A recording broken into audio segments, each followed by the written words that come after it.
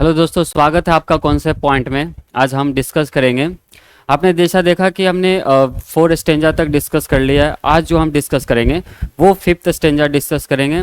किस तरीके से हम sweetest love I do not go का स्टेंजा को समझें, और यहाँ पर जो आपका जॉन डॉन है उन्होंने स्टेंजा के थ्रू अपने बात को रखा और समझाने की कोशिश की, किसको? अपने बिलव्ड को। ठीक है, तो आज जो हम पढ़ेंगे ना वो लास्ट आपका स्टेंजा होगा, और इस लास्ट स्टेंजा में जो जॉन डॉन है वो अपने वाइफ को जो समझाना चाहते हैं, बताना चाहते हैं, जब वो लास्ट स्टेंजा में एक दूसरे से अलग हो रहे होते हैं। ठीक है, तो हम इसके थ्रू समझेंगे बारीकी से और ढंग से। मैंने आपको पहले भी कहा कि स्टेंजा आप पढ़ते रहिए, इसके बाद हम इस स्टेंजा जैसे ही समाप्त होता है आपका, तो हम अगले वीडियो में आपका क्वेश्चन के साथ यहाँ पर आएंगे और क्वेश्चन डिस्कस करेंगे। तो वो क्वेश्चन को समझने के लिए आपको स्टेंजा की अंडरस्टैंडिंग होनी बहुत ज़रूरी है, और आप स्टेंजा को समझें। आप वीडियो को बार बार जाकर देखें, स्पीड बना कर देखें, है ना, लेकिन वीडियो को देखें। अब देखिए, स्टेंजा 5 की जैसे ही बात करें हम, तो आपको पता है कि sweetest love I do not go, जो कि रिटेन बाई जॉन डॉन के द्वारा लिखा गया है। और हम बात करें स्टेंजा 5 की, तो लेट यहां पर हम पढ़ेंगे एक बार। देखिए, स्टेंजा को अपने दिमाग में बैठाइए, ठीक है। उसके बाद हम इसके थ्रू देखेंगे कि क्या एक्सप्लेनेशन रहा इसका, है ना। Let not thy divining hurt. Divining का मतलब होता है डिवाइन से, डाइविनिंग मतलब होता है अनुभव करना, ठीक है। And for think me any ill and destiny मतलब तकदीर, डेस्टिनी में टेक थाई पार्ट एंड एक सेकेंड,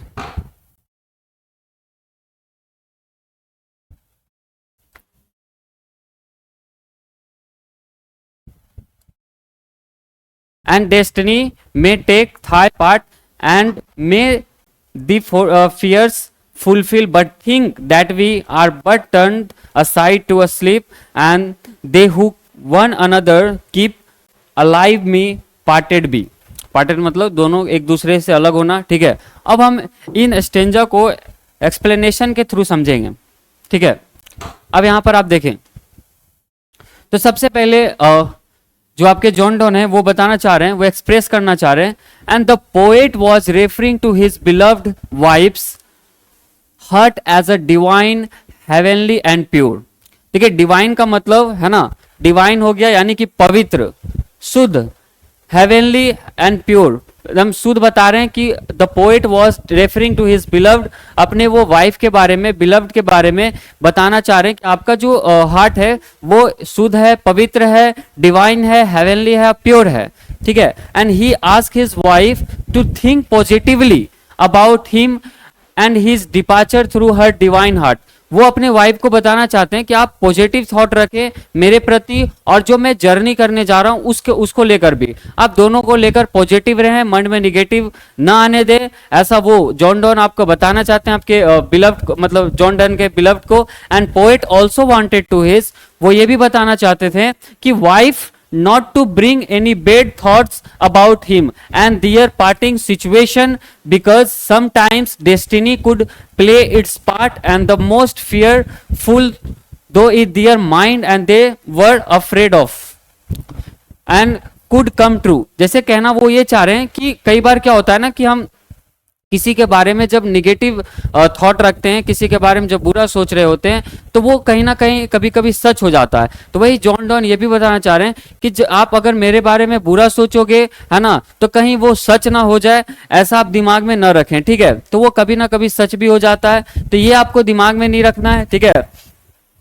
और उसके बाद ये बताना चाह रहे हैं कि so the poet suggested that, वो सलाह देते हैं अपने वाइफ को कि his wife should think that they were together every day and night. आप इस तरीके से सोचो ना, अपने वो वाइफ को बताते हैं कि आप इस तरीके से सोचो कि हम दोनों एक साथ हैं, ठीक है, हम दोनों मतलब अलग नहीं हो रहे हैं। आप ऐसा अगर माइंड में थॉट बनाकर रखते हो, है ना, तो ये पॉसिबल है, ठीक है।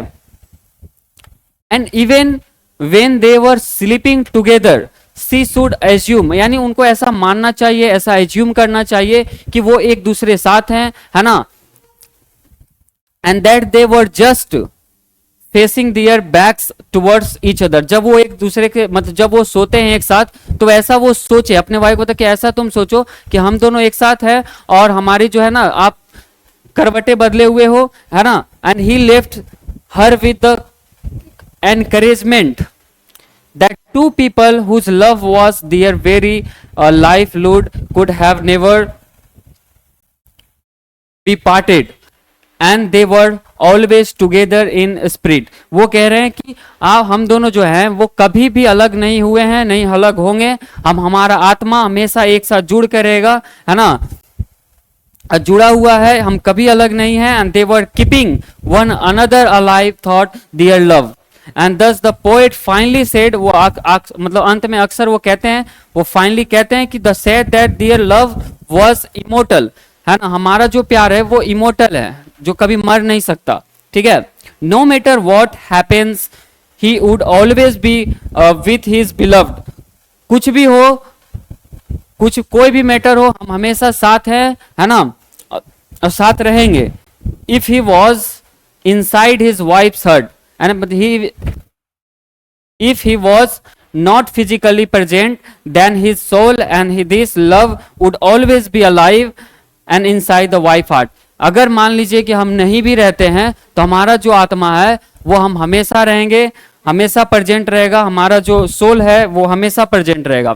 तो आपने जैसा देखा कि किस तरीके से जॉन डॉन अपने स्टेंजा के थ्रू बताना चाहते हैं आपको कि किस तरीके से वो लास्ट में जब जुदा हो रहे होते हैं, एक दूसरे से पार्ट हो रहे होते हैं, तो वो बताते हैं अपने वाइफ को कि बी पॉजिटिव, हमेशा बढ़िया सोचो. अगर आप मेरे जर्नी में अगर आप ऐसा सोचते हो कि मैं कहीं जा रहा हूं, मेरे साथ गलत हो जाएगा, तो वो कहीं ना कहीं सच भी हो सकता है. तो इस तरीके से जॉन डॉन बताते हैं कि आप हमेशा पॉजिटिव सोचें, हमारा प्यार कभी नहीं मरेगा, हम हमेशा अमर हैं और हमारा प्यार हमेशा अमर रहेगा. ठीक है, मैं कहीं भी रहूं, मेरा प्यार तुम्हारे साथ रहेगा, ऐसा जॉन डॉन इस स्टेंजा के थ्रू बताना चाहते हैं. तो बस आपको कुछ नहीं करना है, ये इसको पॉज कर देना है आपको, उसके बाद आपको इसको, है ना, बारीकी ढंग से आप अपने अंडरस्टैंडिंग लेवल से इसको एक बार पढ़िएगा. उसके बाद पहले स्टेंजा, उसके बाद ये मैं आपको स्टेंजा भी दिखा देता हूं, इसको एक बार आप पॉज कर लीजिएगा.